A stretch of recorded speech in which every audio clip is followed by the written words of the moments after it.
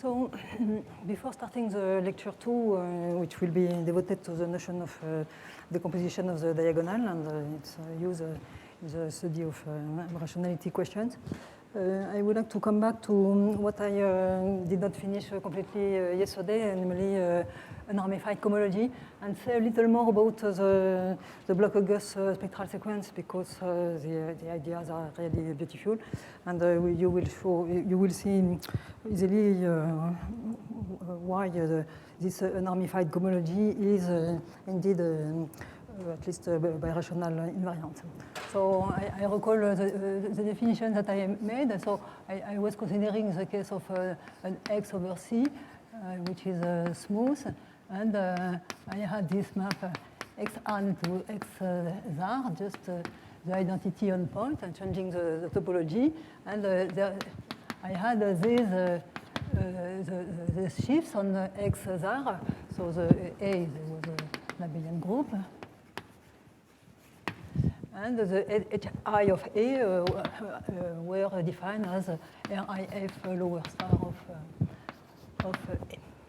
And the unramified cohomology was defined as a global section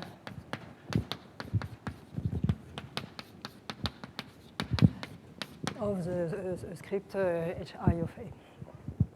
Okay, so I would like to explain why this is a birational invariant. And so the whole thing relies on the so-called Bloch-August Gersten Killen resolution for the HI of A. And this resolution looks like this.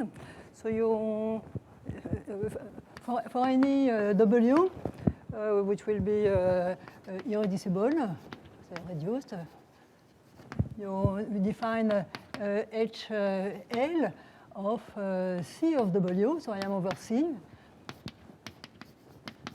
to be the direct limit over all the Zariski open set of W,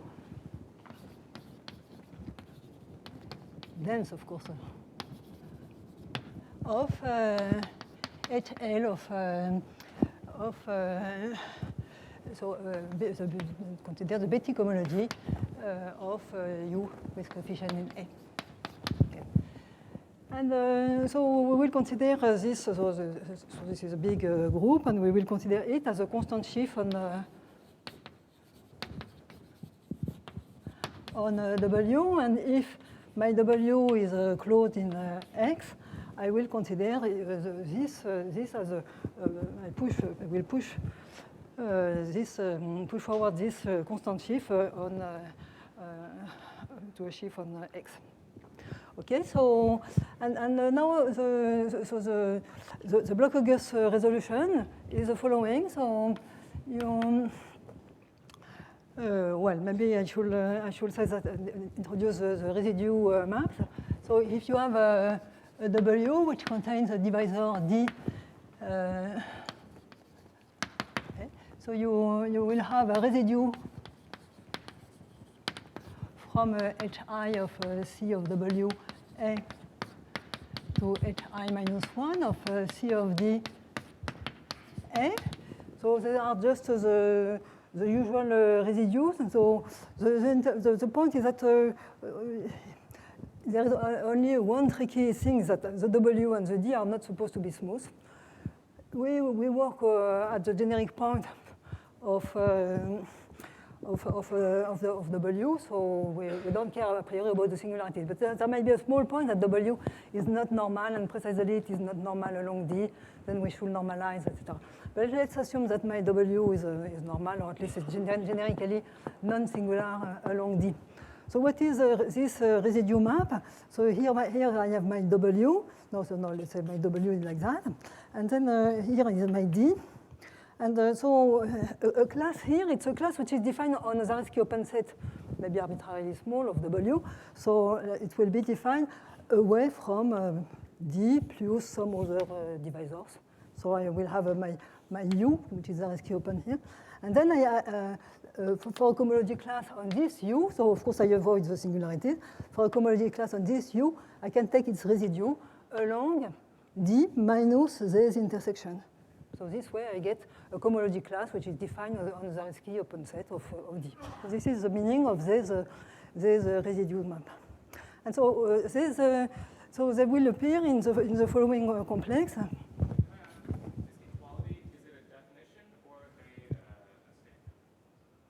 It's a definition.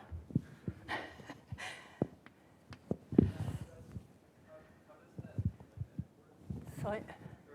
What is the direct limit taken over? Over the inclusion, you consider the inclusion of a Zariski set into them.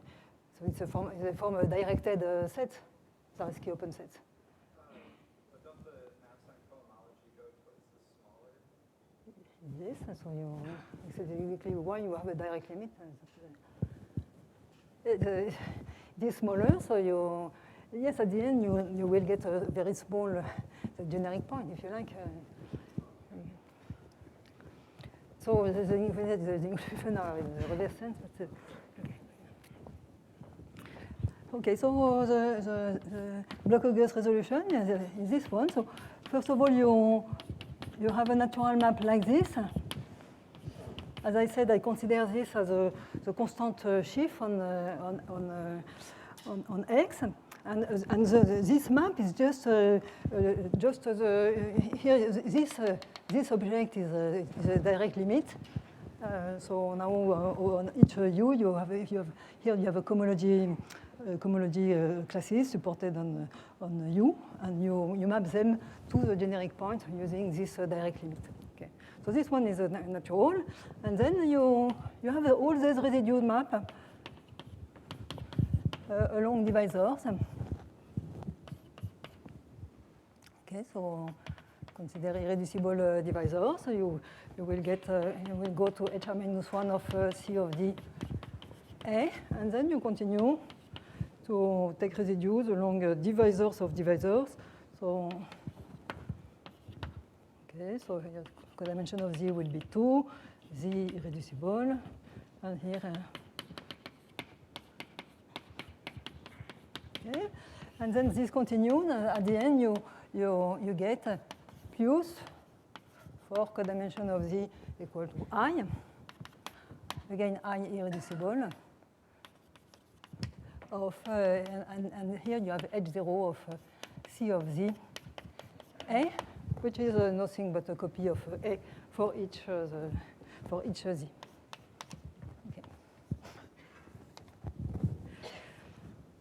Okay. Why they form a complex? It's because when you compose both two successive maps, we have two successive residues, and the fact is that when you start from a cohomology class here on an open set, you first take the residue along that divisor, and then take the residue along the intersection. This is minus doing first the residue here and then the residue here.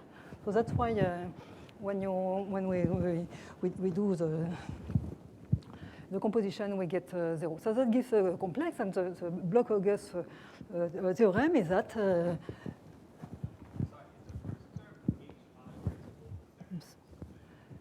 Sorry.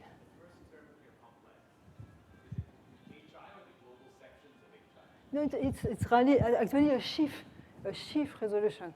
So it's a sheaf. So it's a sheaf. You know, the sheaf is a pre-sheaf associated to U maps to cohomology of HI of U. So on the pre-sheaf level, it's very easy. The pre-sheaf level, you just have the restriction map. But finally, the pre-sheaf map will give you a map of sheaves. Okay. This is very important to have this precisely this injectivity on the left. So the main theorem is that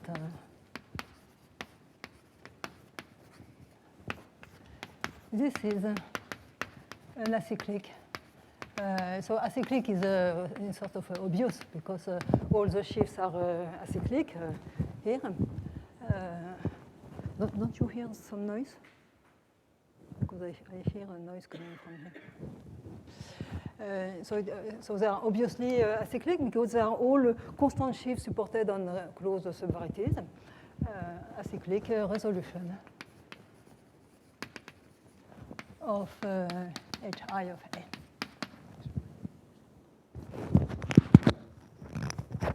Thank you. Okay, so of course I am not going to prove that. It's a very, really deep and hard result. Let me mention that already the inclusion here, it's not trivial. Because what it is saying, it is saying that, it is exactly saying this. It's not true at the pre-Schiff level, it's true at the Schiff level. It is saying that if you have a cohomology class alpha in Hi of U, so a Betti cohomology class, and you know that alpha restricted to some Zariski open set vanishes. Okay, so this is exactly the situation if I will have a kernel here. Then that will vanish, the class alpha will vanish in the Schiff. That means that U is covered by open sets Vi with alpha restricted to Vi equal to 0, which makes your alpha vanish in the Schiff Hi. And if you think it's a sort of a moving lemma for support of cohomology. Here I am saying that my cohomology class is supported on U minus V, and the conclusion is that it can be supported on U minus Vi, avoiding any point of U. So there is already something non-trivial here. So we have this extraordinary result, and the applications are many. So of course, the corollary is that they are given by considering the spectral sequence, the Leray spectral sequence associated to the map F, and that passes through the computation of this A2 PQ.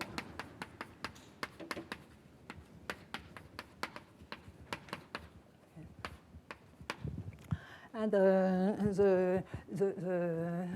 because we have this acyclic resolution, they are obtained by taking global sections of this complex. Okay. So now that means that these groups, I won't see them as sheaves, but just as groups. And in particular, we get that the A20I, which is the unramified cohomology of X, well, we take the global section, and it is the kernel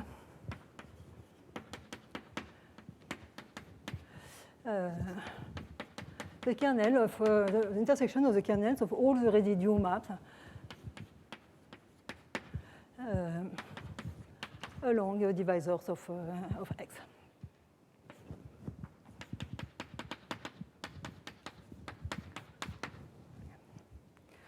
So, and this is the corollary that I said. So if you consider the X is a smooth, but it is not supposed to be projective. Now I consider the restriction map. Okay, so now U is a Zariski open set in X. Okay. These maps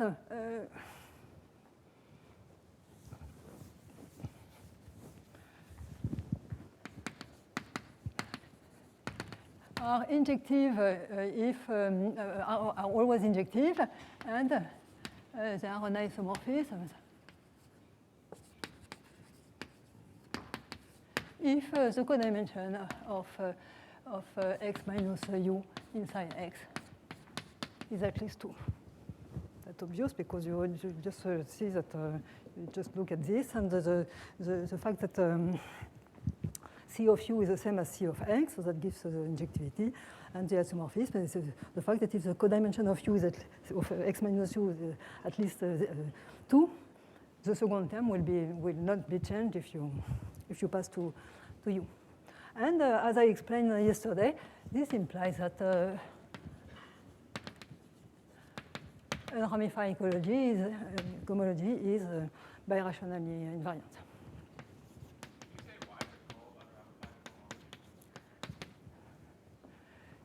Sorry, what's the question? Why is it called unramified? It should be called a cohomology with no residue.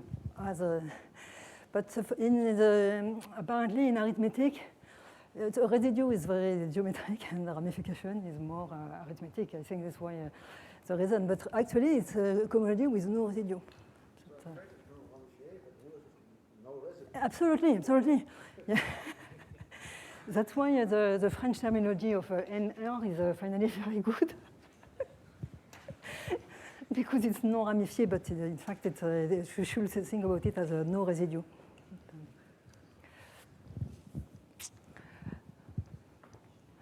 Okay, so and finally, I would like to mention other applications which were all in the so maybe not this one, but the other applications were all proved in the Block-August paper.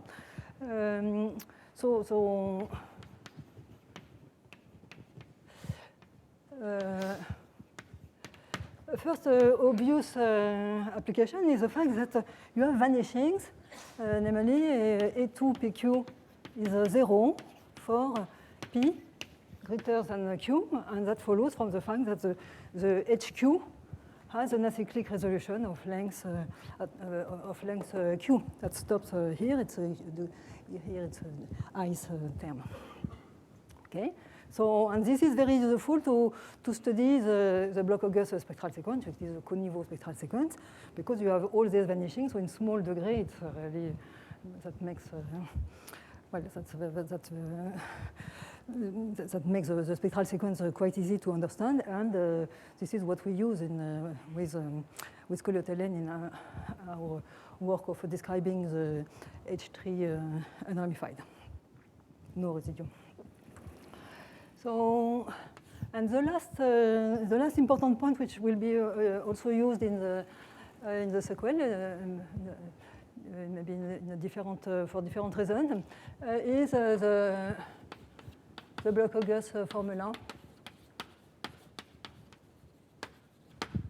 And this is a formula which uses that resolution to give a sort of cohomological formula for the Chow groups modulo algebraic equivalence. So the theorem is Block-August, of course, that if you consider a CHK of X modulo algebraic equivalent, it is the same as HK of X zar with coefficients in HK of Z. And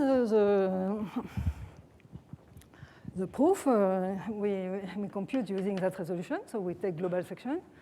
So now now it's K. So let me change K, and here I will arrive at in any case I will get a codimension of Z equal to K. So I take now I consider cohomology and that I have to take a global section in that degree, but and here the A is replaced by Z.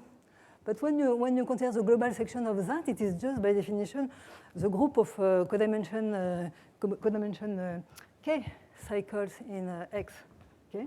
So when we compute using this formalism, we get the group of codimension K cycles in Z that we have to quotient by what is arriving here. What is arriving here? It is plus for codimension of W equal to K minus 1 of what? Of H1 of C of W Z. But now the point is that we realize that the image of this space into this one, it is exactly the group of cycles algebraically equivalent to 0. For a simple reason, in general, so assume the W is smooth. You take a divisor inside your W. It is homologous to 0 if and only if there exists a degree 1 class, cohomology class on W minus a divisor, such that your residue is exactly D. Well, you have now to adapt a little because there are singularities or things like that, but that's the reason why at the end what you get here is the image is cycles algebraically equivalent to 0. And so that gives the proof. So, yes, and maybe I should also tell you a little more. You have this vanishing, which is here. And so that tells you that now if you want to compute H2K of xz, well, it will have, so it's a Betti cohomology. It will have this Leray or Bloch-Hugus filtration, which is in fact the Coniveau filtration. It has the filtration with graded pieces, infinite PQ. And the point is that you will have P plus Q equal to K. And P, the only pieces which will appear are for P smaller than or equal to Q. So this means that the deepest, so here there are only graded pieces, but the smallest level of the Coniveau filtration or Bloch-Hugus filtration, it will be A infinite KK. It's the last one that you can get inside H2K of. Okay. So, but the point is that now we have this A2KK, which we have just computed here. So it is, we know what it is. It is cycles modulo algebraic equivalent. There is, in fact, a morphism like that, which is due to the fact that because of the vanishing, there are no differentials of the spectral sequence starting from this. So actually, this one is just a quotient of this one. And as you can imagine, so this is okay. One can show, it's not completely trivial, that the composite map here is just a cycle class. So that's why in this formalism, we understand very, very well, especially in small degree, the group that I mentioned yesterday.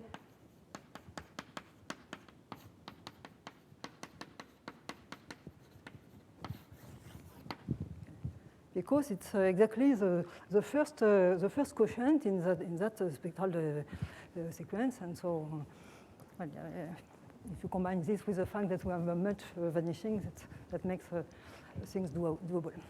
Okay, so that's all that I wanted to say about this. I consider this material is extremely important, not only for the present subject, but also for, in general, for the theory of algebraic cycles. For example, Ayoub is more or less announcing proof of the block conjecture. Maybe it will not work, but in any case, the starting point is really this formula that allows to understand cohomologically the group of cycles modulo algebraic equivalent. Okay, so now I am turning to something different. I come back to the problem of rationality or stable rationality. And now the subject will be the composition of the diagonal. Okay. So I consider an X, which is well, smooth, not very important, of dimension n, then I will say that X has a Chow decomposition of the diagonal. If so, now I am considering Chow groups of cycles in X cross X. So the diagonal has a codimension n in X cross X, and I want an equality like that. So here, so I will be say, over a field K, which is algebraically closed, and the X may be a point of X over K, and or more generally a zero cycle of degree 1. Here it's not necessary. You will see immediately that the definition does not depend on the choice of point. And there is another term Z. So this equality should be in Chn of X cross X. And the important property is that the cycle Z, which is a cycle with integral coefficients, has the property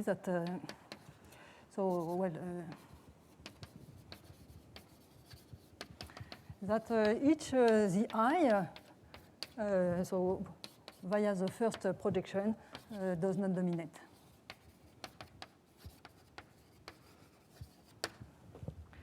Okay, so or equivalently,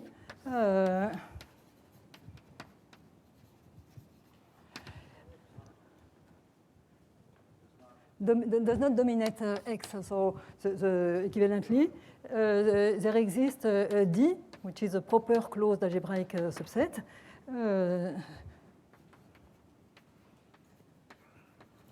Such that the cycle Z is supported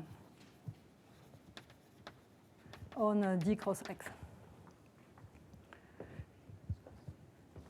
Is it PR2 or PRN? PR. So PR1.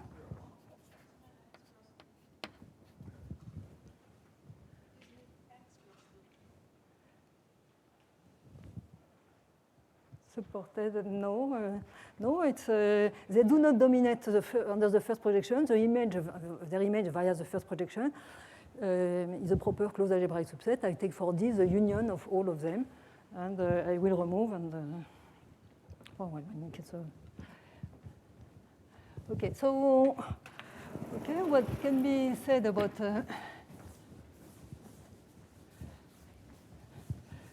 Well, maybe let me assume that X is projective. It's not very important here. And then I will be able to use the action of correspondences.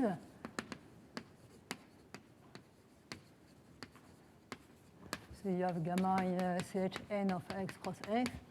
You get gamma lower star from Chk of X to Chk of X, which is defined as a gamma lower star of small z. It is PR2 lower star of PR1 upper star z dot, and take the intersection with gamma. So it's very important to have your X projective simply because to want to make this to have your X smooth to make to define this intersection product. And projectivity in principle, it is used to have this PR2 lower star well defined. Okay, and maybe also a piece, there is what I call the gamma upper star Z.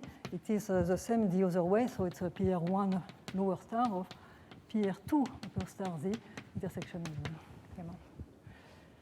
So with this, we observe that the lemma that if X has a Chow decomposition of diagonal, then CH0 of X, it is Z generated by X. If you like, all points are rationally equivalent. And the reason is simply that you have this equality of correspondences in self-correspondences of X. So you let both sides act.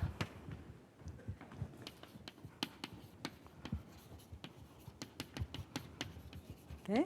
And so obviously the diagonal acts by the identity. So for any z, so act here I am just considering the action on CH0, which is the same as CHN. So on the left that will be the action of the diagonal, so I will get z.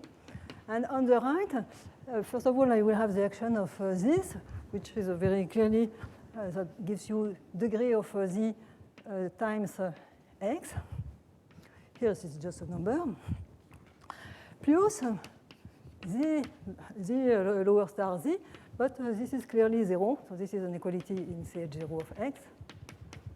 But this is clearly 0 because the capital Z, this is supported on D cross X. So well, you can arrange that it does not meet the.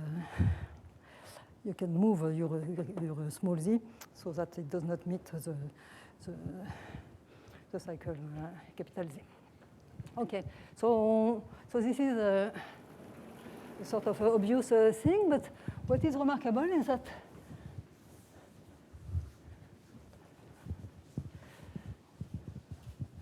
well, one may so suppose that I am over C, more generally over any reasonably big field, like a field of infinite transcendence, well, algebraic closure of field of infinite transcendence degree over the base field. So over C, there is a sort of converse. And this is, in fact, the whole origin of the subject due to Bloch and Srinivas.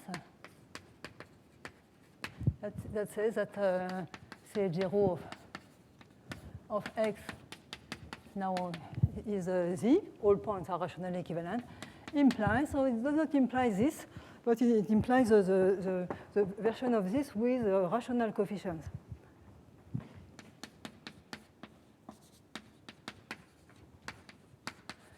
Or, if you prefer, a multiple of the diagonal can be decomposed in that way. Okay, so I am not going to prove this, but the observation is that to get a true converse to this lemma, you observe that there is, with exactly the same proof, a stronger statement, namely if X has a Chow decomposition of the diagonal, then for any field extension of our original field K, CH0 of XL is again Z generated by the point X seen extended to the field L. It's obvious because simply if my X has a Chow decomposition of the diagonal over K, it will also have a Chow decomposition of the diagonal over L, and then I apply the same proof as here. Okay. And here, so this property is said that so it's a definition. X is then said to have universally trivial CH0 group. So it's a terminology due to Howell, Colliot-Helen, Paris-Malin.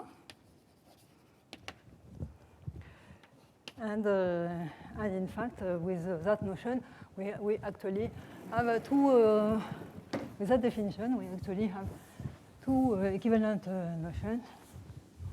So proposition due to these authors. Okay. X has a Chow decomposition of diagonal if and only if X is, has a universally trivial CH0 group. So we have to see the converse of this lemma plus. So we, okay, so you assume that the CH0 of you have this property, and so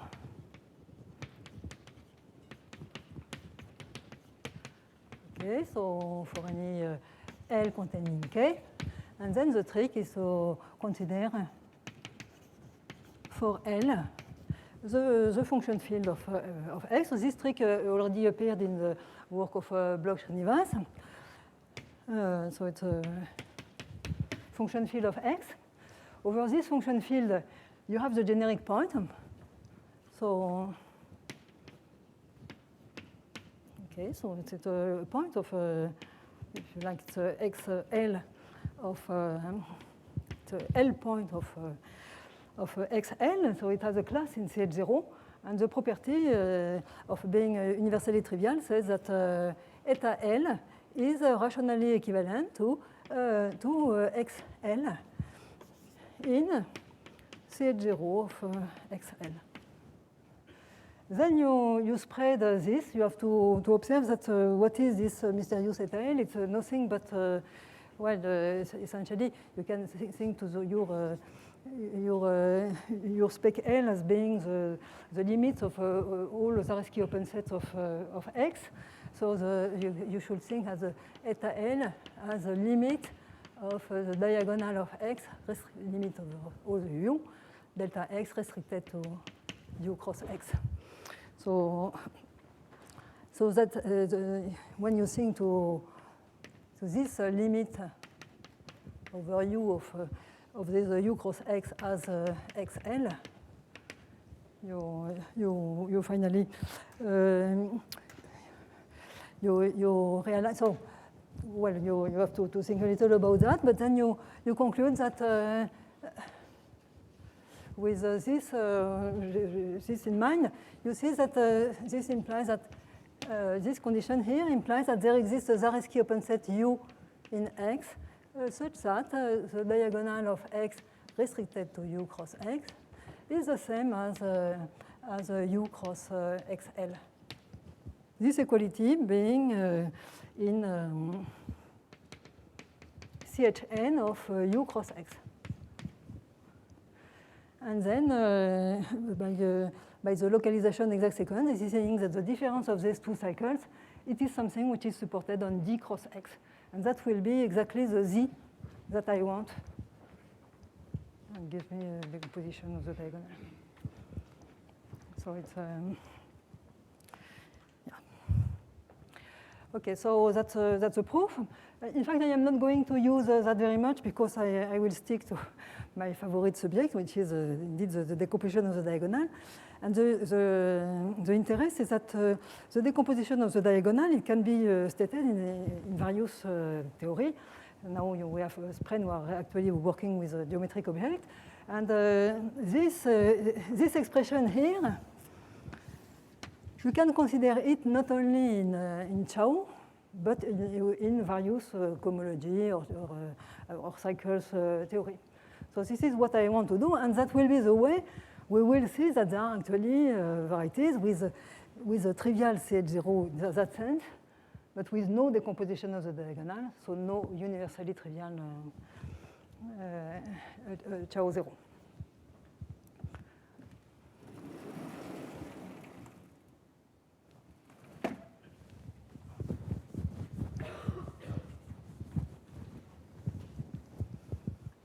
So now let me put me over C, for example. So there are variants, as I said, of this decomposition of the diagonal, which essentially depend on which cycle theory you use. So of course you could do star modulo algebraic equivalent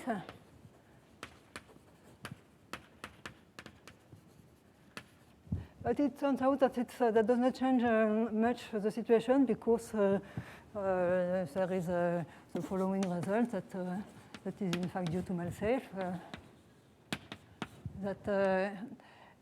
So this is saying that you have a decomposition of the diagonal modulo algebraic equivalence, delta x, x cross x plus z in Chn of x cross x modulo algebraic equivalence, where again z is supported on d cross x for some proper closed algebraic subset d. And in fact, that does not change if x has a decomposition of diagonal modulo algebraic equivalence. It has a Chow decomposition of diagonal.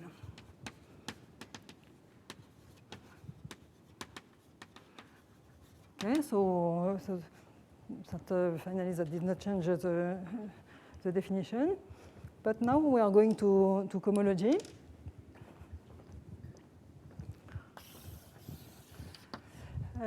So definition, X has a cohomological decomposition of the diagonal.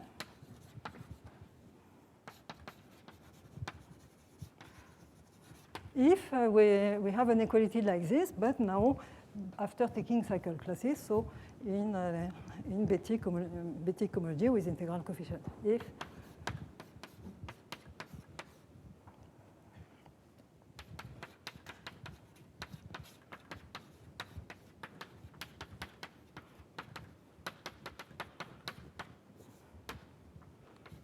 okay, again, where Z is supported on D cross X.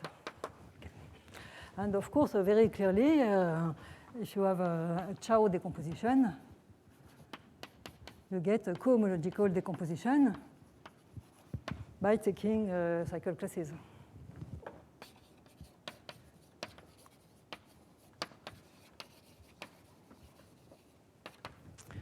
Okay, so this observation will allow us immediately to exhibit varieties with a trivial CH0 and even unirational varieties.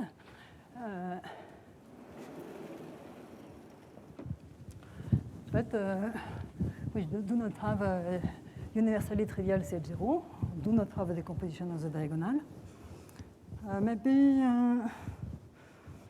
before I do that, yes, maybe because I don't want to lose my main project, which is about rationality or stable rationality questions. So the remark, which is the starting point of everything, that having decomposition Chow or cohomological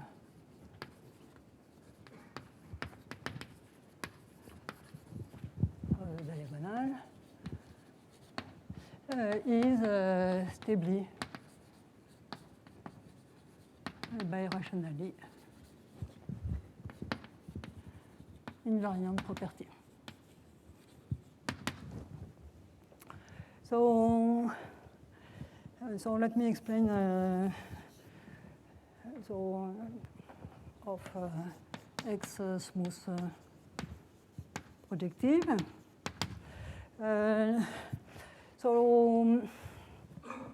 let me explain why. Well, of course, we could use the CH0 triviality and observe that the CH0 is itself stably birationally invariant over any field, so that's enough. Or you can do it at hand, because it's nice to understand really the geometric contents of the notion. So proof. So invariance under X replaced by X cross PR. You use the fact that PR has Chow decomposition of the diagonal, because it is well known that the diagonal of PR, it is just sigma of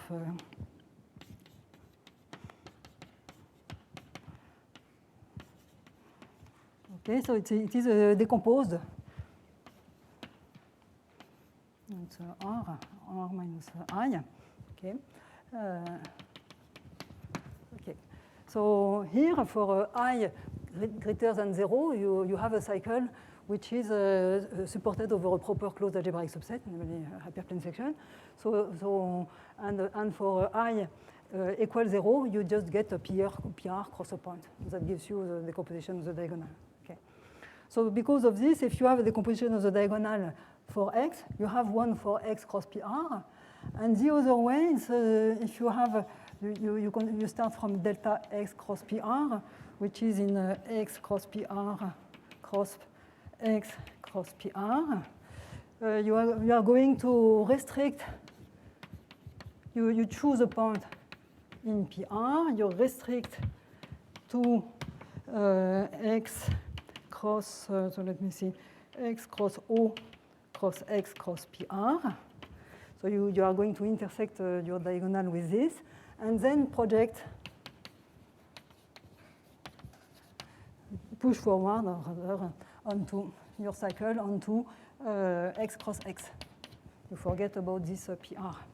And this way you recover the diagonal of x. And when you know that, it's very easy to construct a decomposition of diagonal for x out of a decomposition of the diagonal for x cross PR. Okay, and then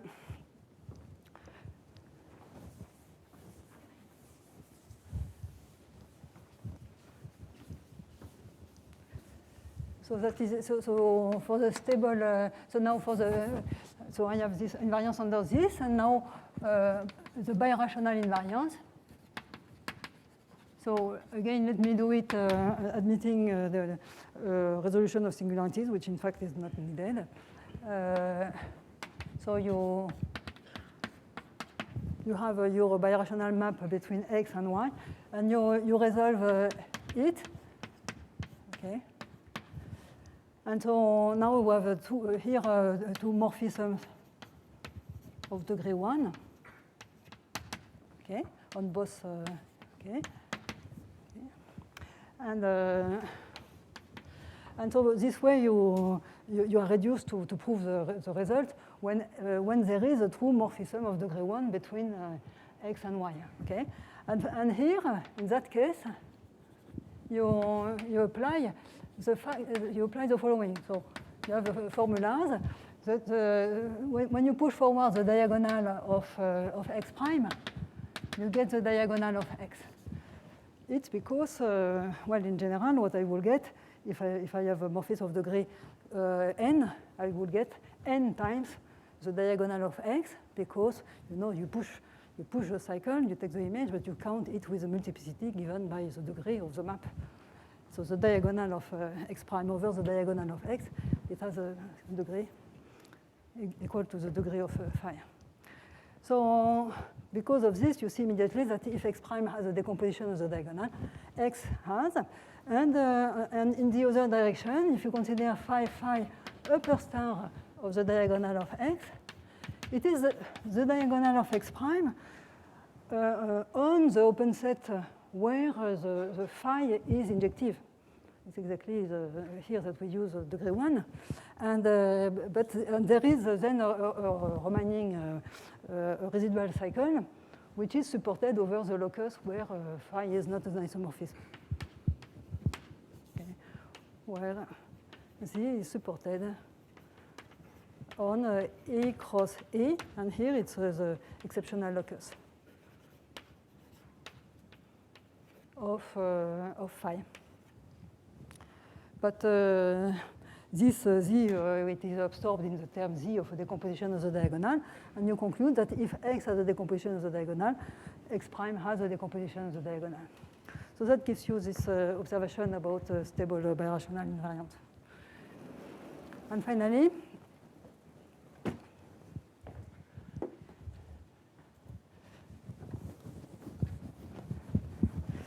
Now let me give you a number of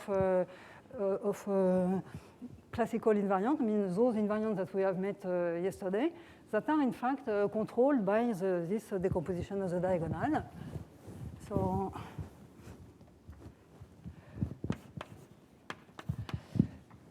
if X has a cohomological decomposition of the diagonal,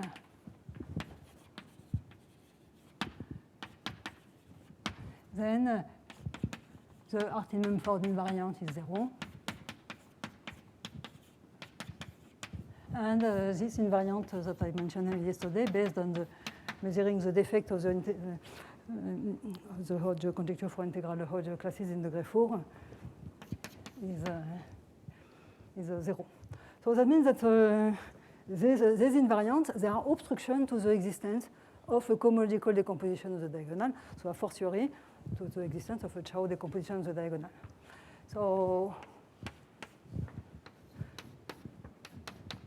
if X has a Chow decomposition of the diagonal, then all the unramified cohomology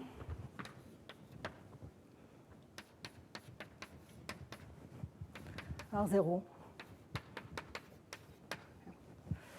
And 3, I would like to add 3, which is now interesting in characteristic different from 0, which is due to Totaro, and that has played an important role in the study of stable irrationality of general hypersurfaces, degree not too small.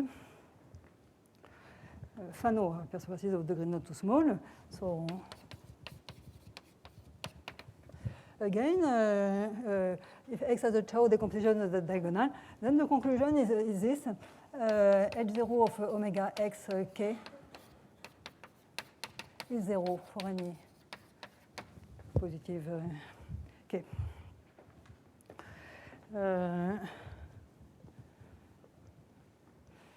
Okay.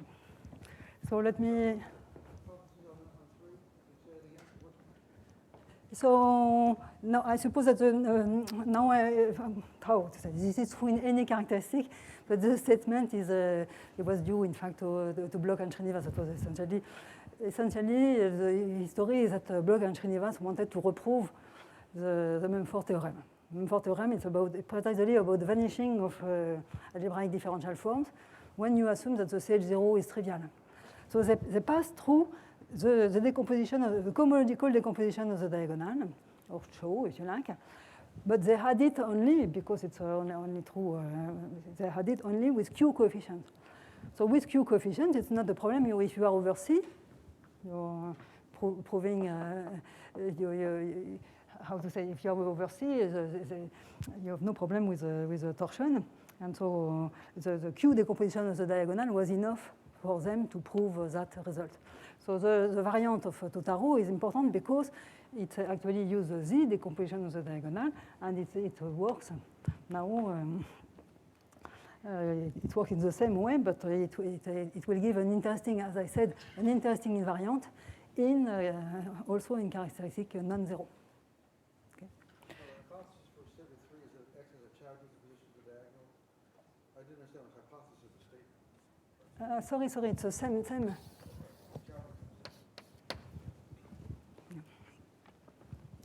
So let me explain this.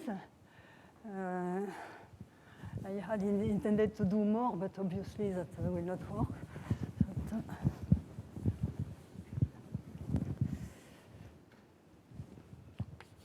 Proof. So, well, of course, this one is almost a consequence of this one, except that the assumption is weaker. It's just a cohomological decomposition of the diagonal.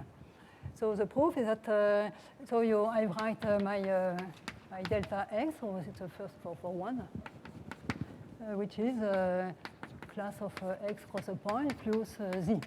And this z is supported on d cross x. now I want to use really this, and for the, I want to see my Z as a cycle on D cross X and use its cycle class there. And for this, I need to desingularize. So let me introduce the desingularization. Okay, so call it like this, in such a way that Z lifts to the cycle Z tilde, which will be now in Chn minus 1 of D tilde cross X. Here I assume that D is a divisor. Well, there is a small argument to make here to see that you can choose the D so that the Z lifts. Usually a cycle may not lift. The problem is when your cycle is in the singular locus. Because when, for example, imagine you simply normalize, when your cycle is in the non-normal locus, when you normalize above, you will have a finite cover, and so only a multiple of the cycle will lift. So, but here we can avoid this problem. And so now this equality here, so this equality was in H2n of x cross x z. And it is better to write it in the form that delta x is x cross x plus g identity lower star of the class of this the tilde. And then so this is again an equality in the same group, but we pass through the H2n minus 2 of d tilde cross x. And so now we have this better expression.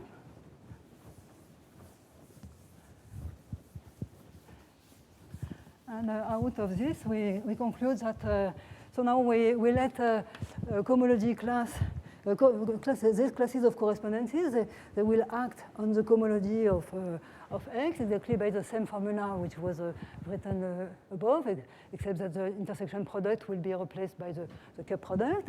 And so now we let these various cohomology classes act on the cohomology of X. Okay.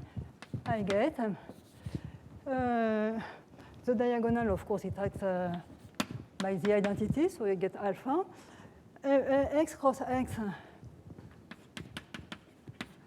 upper star alpha. Well, it's just about vectors through restriction to a point, so that will be 0 if the degree, well, maybe, okay, if the degree is strictly positive. And here I have to understand how this act, but in fact it's as follows. So here I have G lower star, and here I have, okay. Here this is a Gysin morphism from the cohomology of D to the cohomology of X.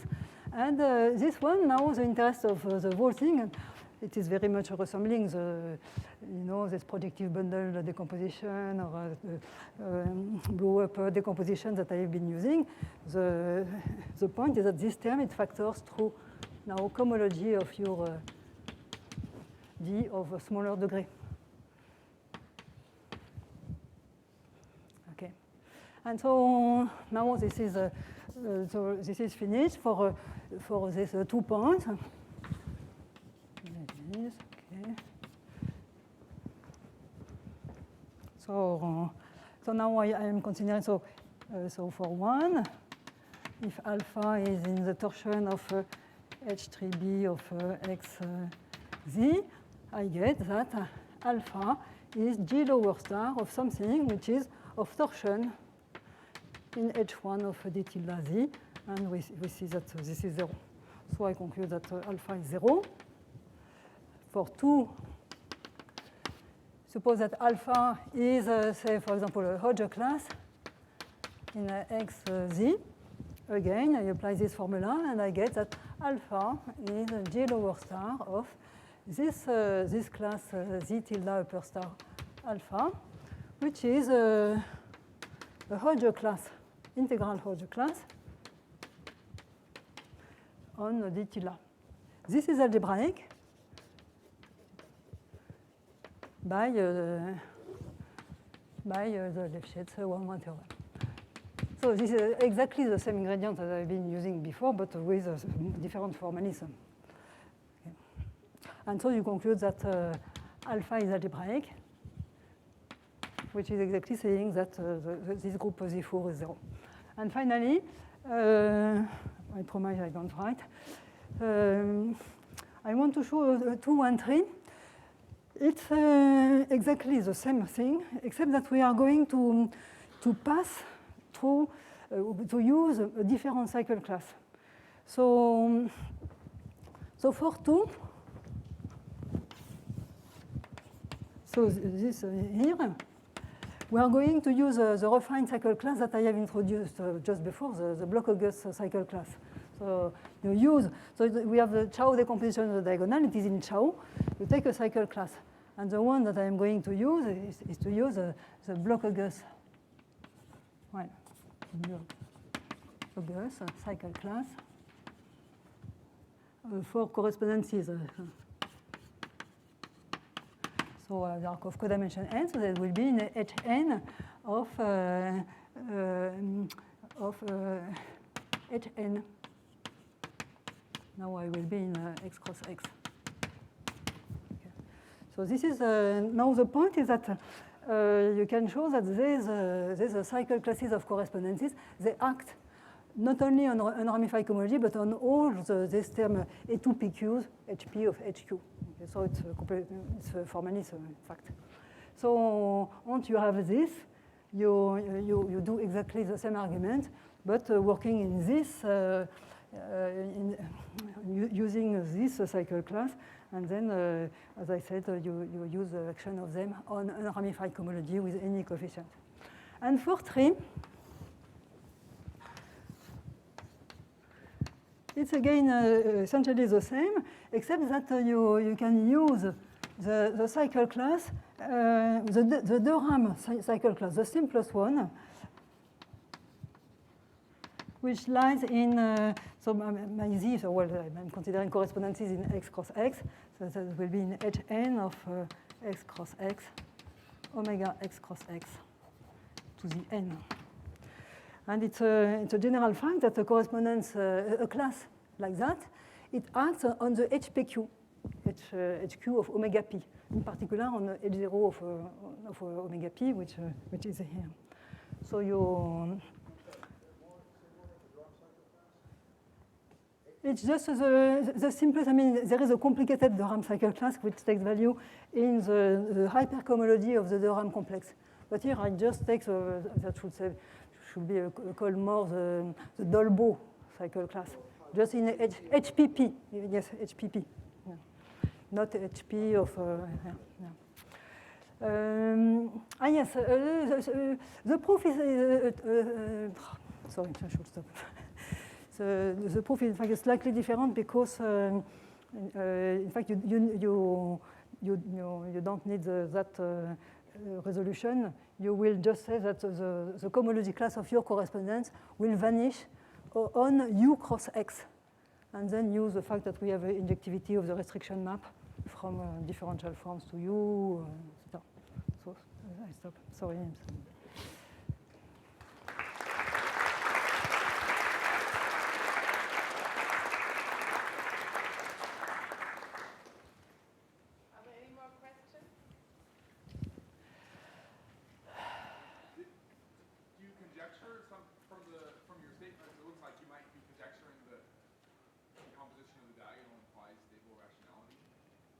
No, that is completely wrong because, for example, I have a result that if you consider a surface with a CH0 trivial, so Bloch-Schoenmass says that n times the diagonal decompose, but I can prove that if there is no torsion in cohomology, the surface has a Chow decomposition of the diagonal. So you just consider, for example, simply connected Barlow surfaces. They are of general tape. They have no torsion in cohomology. They have CH0 trivial, so they have a Chow decomposition of the diagonal. and so they are not even rationally connected, so that does not work. No, I think that's really much weaker.